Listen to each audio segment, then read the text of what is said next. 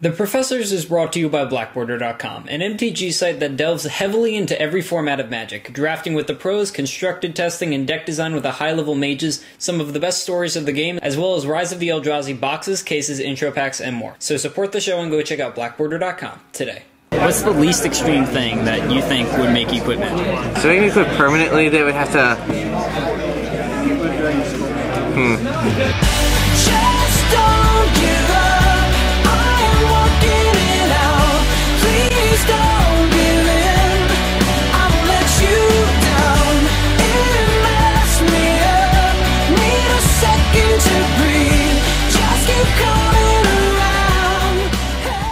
It's slower than molasses running uphill in January. It's slow. It's just going to be a little more skill intensive. The games aren't slow so much as they are boring for the first 4 or 5 turns, and then something happens really cool turn 6, and then the game ends on turn 8. Everybody's going to sit around and wait patiently, and then Olmog's Crusher is going to come out at the very least, and things are going to go really bad really fast for the other guy. I think there's some really, really good cards that you can get in like sealed that would just make like decks broken. Like, I opened my sealed pool today with 4 out of my 6 rares in my colors. I pretty much just built my deck around that, like with these 2 cards being like this Mondo combo. I had 2 Emrakul Hatchers, and I've beaten people with just attacking with tokens even though they weren't powerful, dropping the Gigantomancer, and like sacking tokens to make other tokens bigger. You have to take into account like all the cards in the set. A lot of high mana cost creatures, but they have fast excel for mana. There are ridiculously high mana cost stuff in here. It's really hard to make a good curve because like everything from abilities to creatures to spells is high mana costed. If you cannot kill them within the first turn after they resolve, odds are they are going to bury you. If you're playing any limited format, you should have at least 1. Packs you draft, no matter what packs you open for a sealed, you're always going to open a bomb, no matter what the color. You really have to know how to use your spawns. And then there's some who will just keep them all the way off to the side. Some don't even like sack them, they just use them as chump blocks. If it just put out an enchantment that would sack for however much mana, like that, I think the fact that they're creatures makes it better because you have chump blockers in the set. And I think it actually slows the format down that much more because you have that many more chump blockers. There's not that many sweepers. Rebound is pretty cool. It's like no matter what, it's gonna rebound well.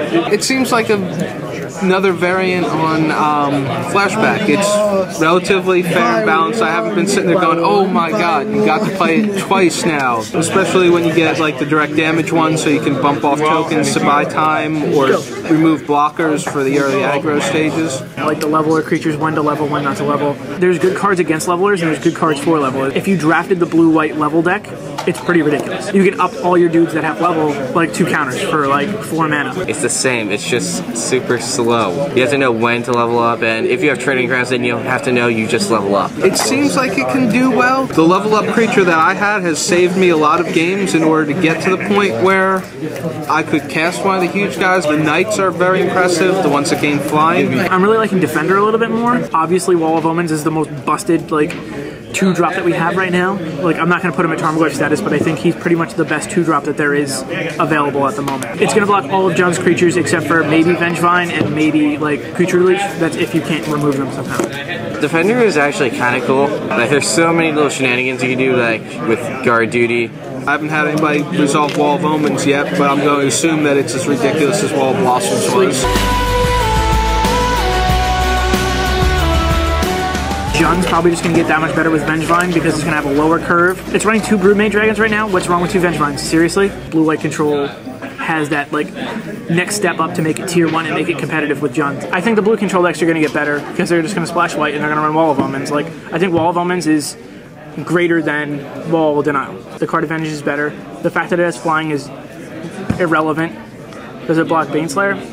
Who cares? Like, you're drawing an extra card so you can hit your Day of Judgment or you can hit your whatever and you really don't care. I think Deprived's good, but I don't think it's as good as some people say it is. I think, like, good late game, bad early game. If you're on turn 2 and your Jun player plays something and you get set back a land. The counterspell, the one that I was talking about before, the bounce the land, I think it's viable. The problem is it's the late game counterspell to protect your guy, not the early game counterspell to stall June. We've already got Naya Lightsaber.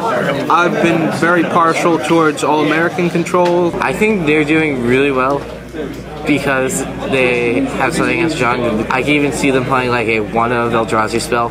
You have more token producing than blue-green. The Awakening Zone and you'll still have mana. Like, that's extra mana to your blue-green polymorph deck. Like, it's ridiculous. I would play Emrakul only for the sake that it's got protection from pretty much everything. There are times where you might cast it. I mean, it depends on your build. It depends on if you're running Awakening Zone. It depends on how much mana you're running. Like, there's a lot of variables in it. I talked to you earlier about how I thought I was going to be able to defeat Jund, and I'd like to put a deck list out in the ether right now, but I think it's too, like... It's out there. It's on Magic Online already. It's on deckcheck.net, and if you find it, I'll tell you the archetype, but I'm not going to give you like numbers. Like, I think the Rune Flare trap deck is really good. 3-color like spawn tokens. The Eldrazi ritual that if you have a spawn token, you get 3 spawn tokens, where you can just ramp up to something huge really quick. Everything Eldrazi is extremely slow. With Jund in the format, you can't be slow. Jund might slow down because everything else is going to be slower. You can't play an Eldrazi deck or anything because it's going to be too slow. You can't play anything with level up because it's going to be too slow.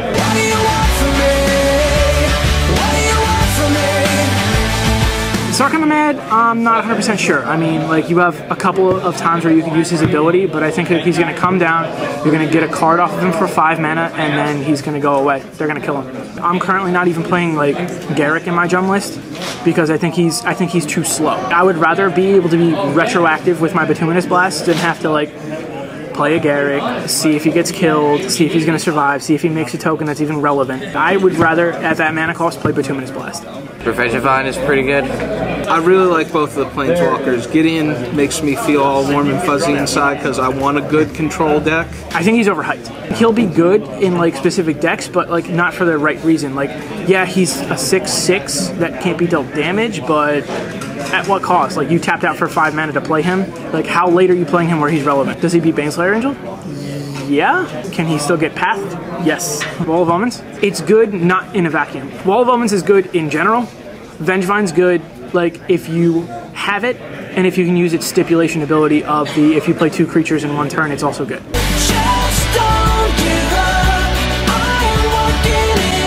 I gotta go with Emrakul on that because there's something very Timmy about that 15/15 flyer, the new angel That prevents abilities. I think there's a possibility that people might be able to play like EDH decks that are colorless. All you play are like Thran Dynamos and all this ramp, and then you just ramp out into your dude. Ah, that's true. You can't run any basically.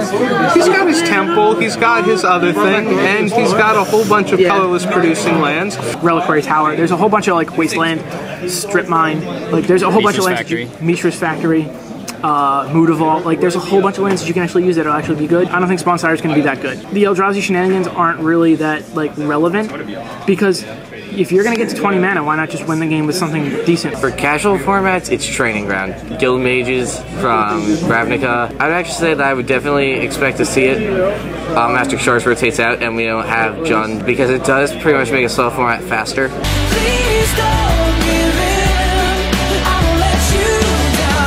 Some Reanimator decks with Eldrazi spells. You're gonna have to play a deck that's gonna make you discard it, and like, you're gonna have to use that little tricky area where it's still in the graveyard but it didn't shuffle back yet. I'm sure once I get hit by it once, I'll be very upset about it, and then eventually I'll get over it, realize that there are answers to it. You got a lot of good graveyard removal and extended that you're already running. That's insane. That's all I gotta say. I still think Theps is good. Deprive might go in the muddled combo deck just because it's a solid counterspell for 2 blue. Legacy already has a lot of very powerful combos as is. They would have bigger creatures to compete with now. Yeah, I don't see the sneak attack deck being that interesting.